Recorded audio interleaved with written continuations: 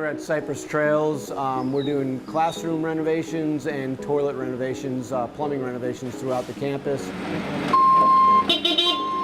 Right now we're in the main classroom building. We're taking care of all the classrooms here and the restrooms in this building for ADA compliance, redoing floors, painting, putting new tile in the bathrooms, new tile floors, new fixtures all the way around. And there's no way that we're going to be able to raise it? As part of the sales tax money, this is one of the first of 10 schools we're doing this summer, working on this actual project, and the other 10 schools go along for a whole year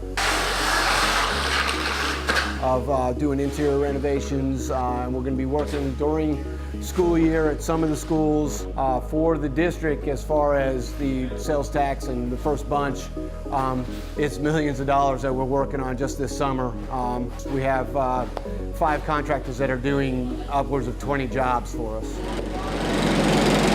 Cypress Trails, the first day back to school, we'll have the classroom buildings done. All the classrooms will be renovated, new floors, painting, new ceiling tiles, new restrooms in each classroom area.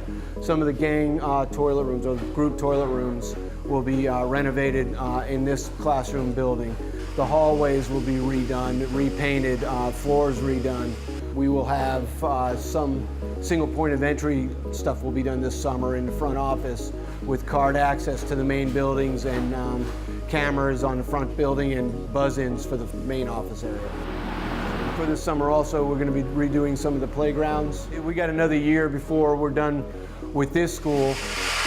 With the sales tax money coming in, it will actually help bring in all our schools back up to where they need to be and actually above where they needed to be with as far as renovations, repairs, and basic maintenance materials.